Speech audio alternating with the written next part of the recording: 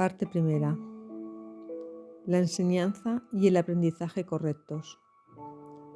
Un buen maestro clarifica sus propias ideas y las refuerza al enseñarlas.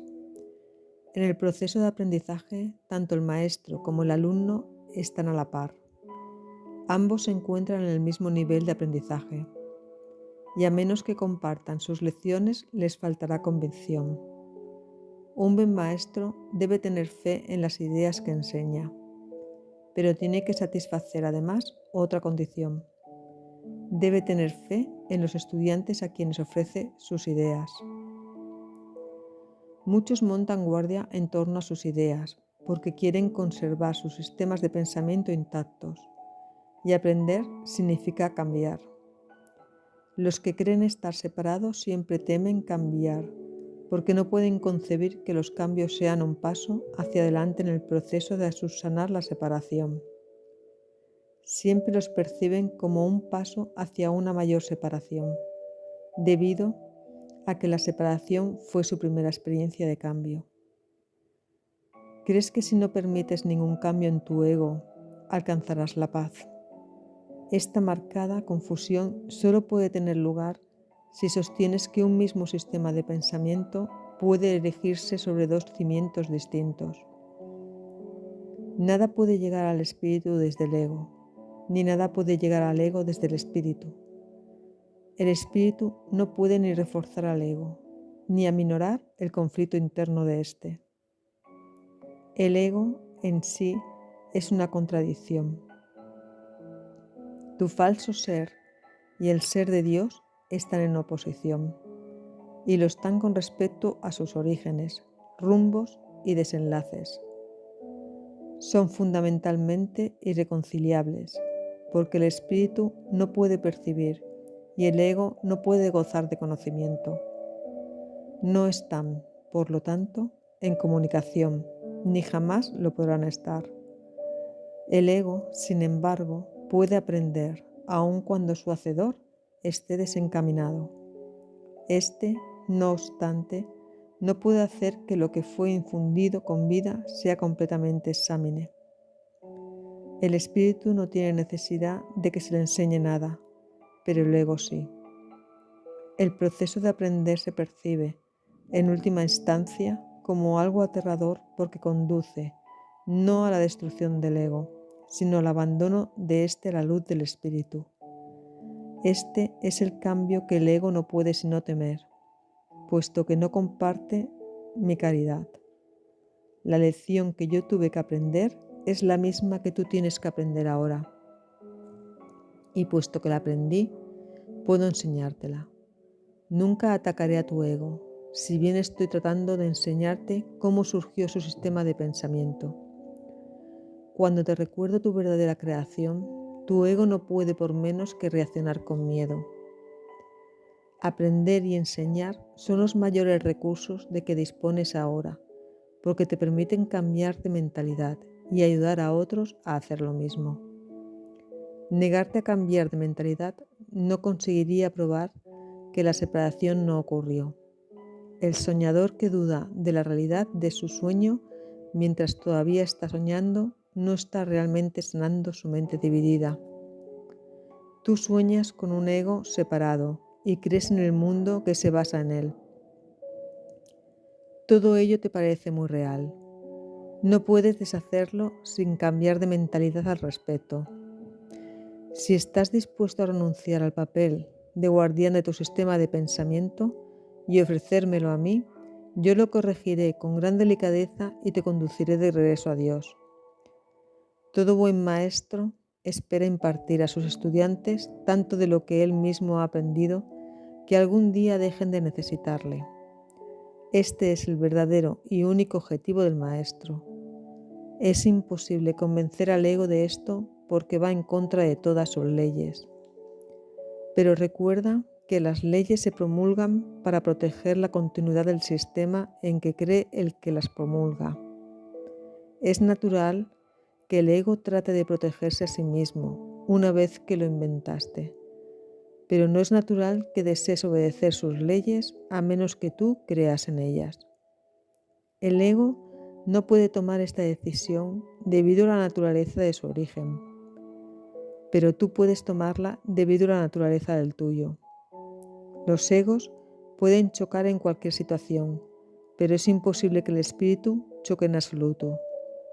Si percibes a un maestro simplemente como un ego más grande, sentirás miedo, ya que agrandar un ego es aumentar la ansiedad que produce la separación. Enseñaré contigo y viviré contigo si estás dispuesto a pensar conmigo. Mi objetivo será siempre eximirte finalmente de la necesidad de un maestro. Esto es lo opuesto al objetivo del maestro, que se deja guiar por el ego.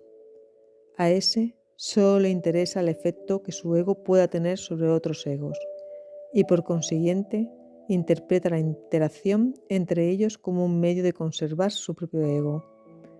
Yo no podría dedicarme a enseñar si creyese eso, y tú no serás un maestro dedicado mientras lo creas. Se me percibe constantemente como un maestro al que hay que saltar o rechazar, pero yo no acepto ninguna de esas dos percepciones de sí mismo.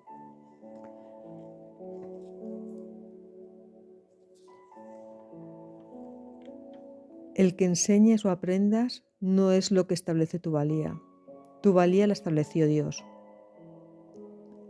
Mientras sigas oponiéndote a esto, todo lo que hagas te dará miedo, especialmente aquellas situaciones que tiendan a apoyar la creencia en la superioridad o en la inferioridad.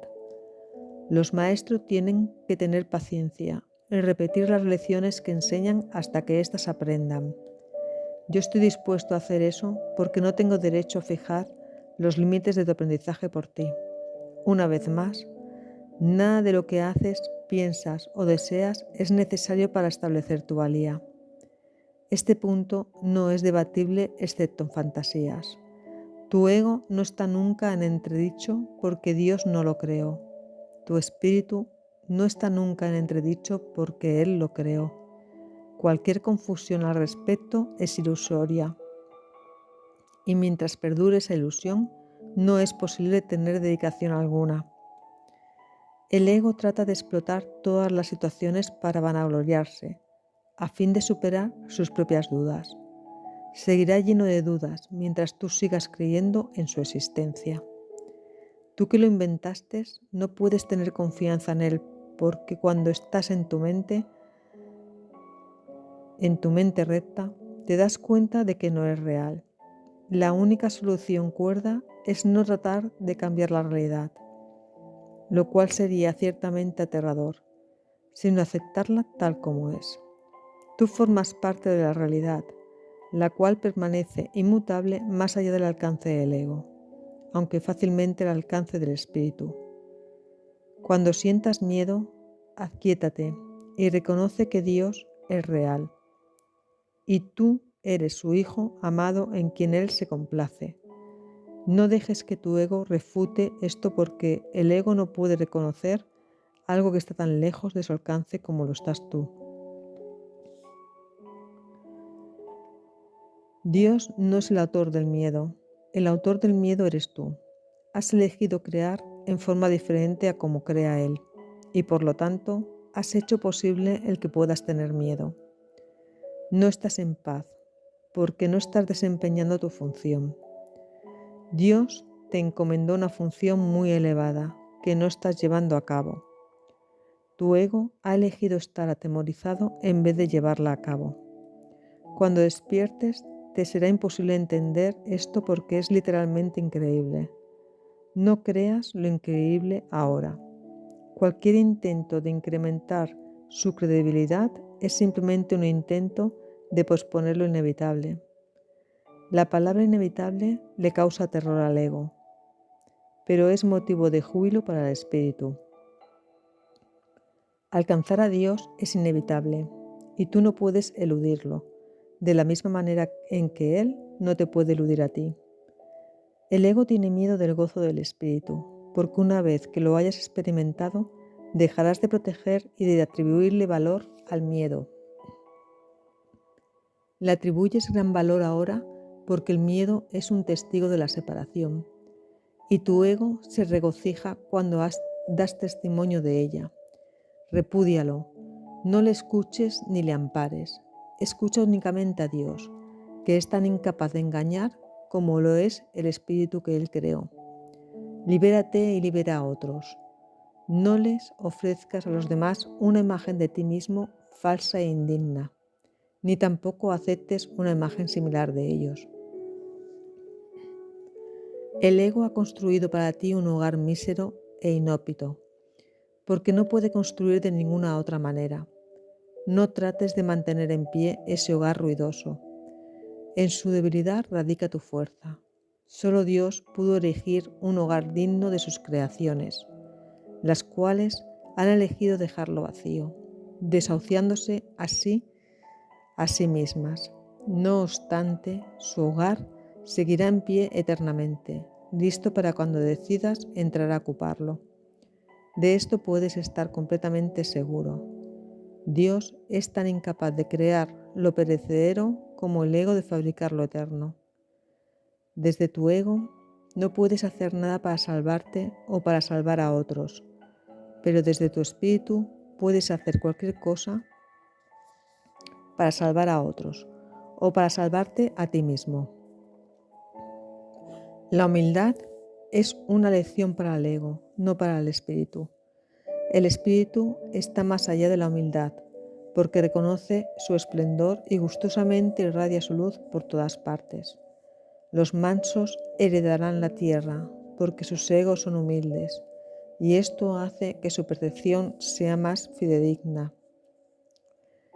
El reino de los cielos es el derecho del espíritu, cuya belleza y dignidad están mucho más allá de cualquier duda, más allá de la percepción, y se alzan para siempre como las señales del amor de Dios hacia sus creaciones, las cuales son absolutamente dignas de Él y solo de Él.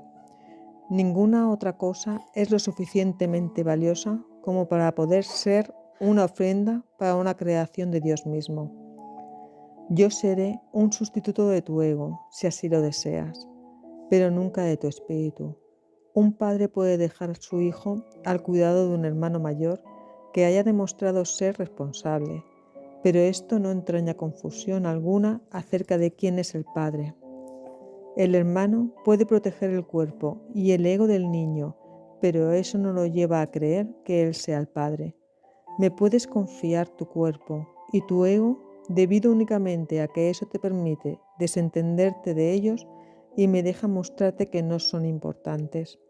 Yo no podría entender lo importantes que son para ti si yo mismo no hubiese estado tentado de creer en ellos. Aprendamos juntos esta lección para que juntos podamos liberarnos de tu cuerpo y de tu ego. Necesito maestros dedicados que compartan mi objetivo de sanar a la mente.